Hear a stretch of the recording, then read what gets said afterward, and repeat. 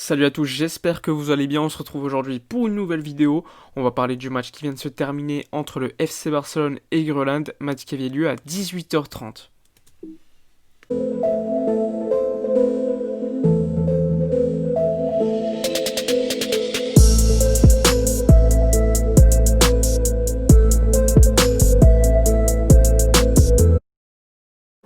Avant de parler du match en lui-même, comme d'habitude, on va revenir sur le groupe qui était amené par Ronald Koeman. On voit qu'il n'y a pas de surprise avec notamment la présence de Oscar Mingueza, Araujo, etc.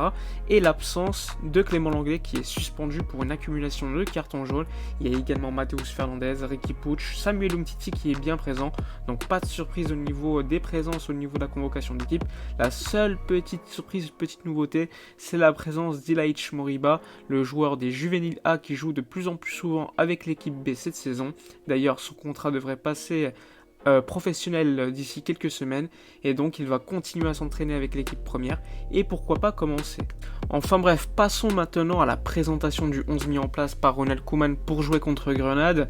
Donc au but, Marc-André Ter Stegen, Serginho Dest sur le côté droit, Jordi Alba à gauche, la défense centrale Araujo Mingueza sans surprise, Umtiti toujours relégué au banc, le milieu de terrain Frenkie de Jong, Busquets, Pedri en numéro 10, Dembélé sur le côté droit, Lionel Messi en faux numéro 9 et Antoine Griezmann à gauche. Donc pas de nouveauté par rapport au match qu'on a vu contre Bilbao, c'était peut-être la meilleure performance qu'on a vue cette saison avec la première mi-temps contre la Real Sociedad au Camp Nou, donc c'était plutôt logique qu'il y ait une certaine continuité. Après on a vu quand même qu'il y avait un changement en défense centrale assez logiquement.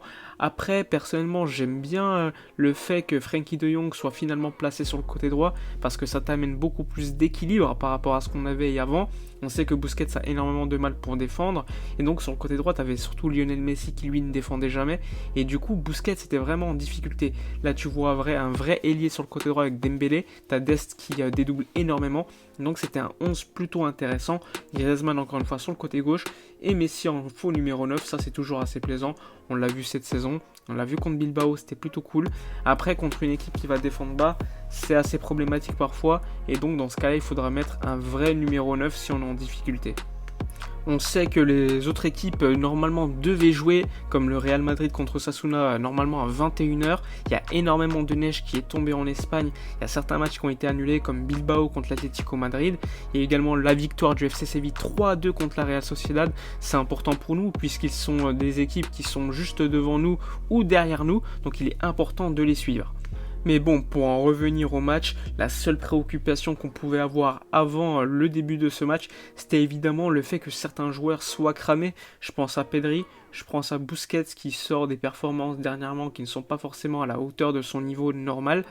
Et évidemment, on attend beaucoup plus d'Antoine Griezmann. Un Griezmann qui a été très, on va dire plutôt bon quand même contre l'Athletic Bilbao. Mais bon, on attend beaucoup plus. On attend des buts de sa part. Donc c'était quand même une préoccupation qui était selon moi plutôt majeure avant ce match. Enfin bref, après vous avoir parlé du Barça, on va parler du 11 mis en place par Grenade. Je vous le mets à l'écran.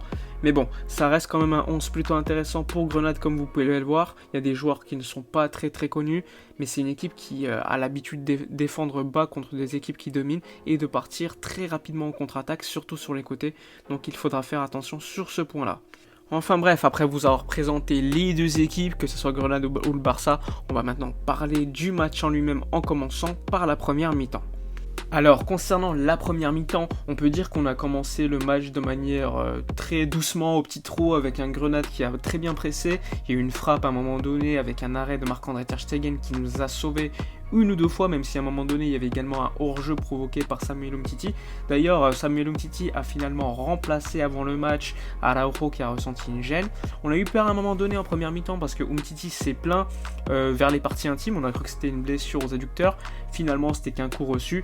Pareil pour Serginho Dest, pas de blessure à la fin de la première mi-temps. Heureusement, j'ai envie de vous dire, parce qu'au niveau de l'effectif aujourd'hui, il y a quand même déjà pas mal d'absents. Sergi Roberto va revenir dans quelques semaines encore. Et du coup, il ne faudrait pas non plus que les joueurs se blessent. Alors pour en revenir au jeu, après les 2-3 occasions de Grenade, heureusement qu'il y a eu l'action où Griezmann marque un but, parce que sinon on n'a pas créé non plus énormément d'occasions. Il y a eu une frappe de Dembélé à un moment donné, mais ce but de Griezmann, il vient au bon moment. Griezmann qui marque, donc ça c'est très important pour lui. J'en parlais tout à l'heure, pour moi Griezmann, certes il est bon dans le jeu, etc. sur certains matchs, mais ce qu'il faut c'est qu'il marque. Et en première mi-temps, c'est ce qu'il a fait, il a débloqué le match, comme il le faisait l'année dernière assez souvent d'ailleurs. Et donc ça fait plaisir. Ensuite, le Barça a continué à contrôler le match d'une certaine manière, même si Grenade sur certaines actions a été très tranchant. Heureusement, le but de Lionel Messi, mais il faut en revenir sur ce but quand même, ça vient d'une action où il y a main de Busquets. Finalement, l'arbitre ne siffle pas et 40 secondes plus tard, il y a but de Lionel Messi. Alors, il faut le dire, le VAR ne peut pas intervenir sur une telle action parce qu'au mois de juin, il y a eu un changement dans les règles qui permet au VAR d'intervenir que s'il y a main juste avant le but, immédiatement avant le but. Sauf que là, la main, elle a eu lieu il y a 20-30 secondes avant. Du coup, le VAR ne pouvait pas intervenir. C'est vraiment la faute de l'arbitre qui a vu une main, à mon avis, mais qui ne l'a pas sifflé. Il s'est dit que c'était pas franchement une main très très grave. Mais finalement, après, il y a but.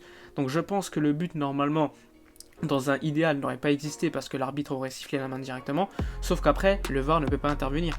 Donc ça fait but, ça fait 2-0, avec un Lionel Messi, encore une fois, très clinique devant les cages.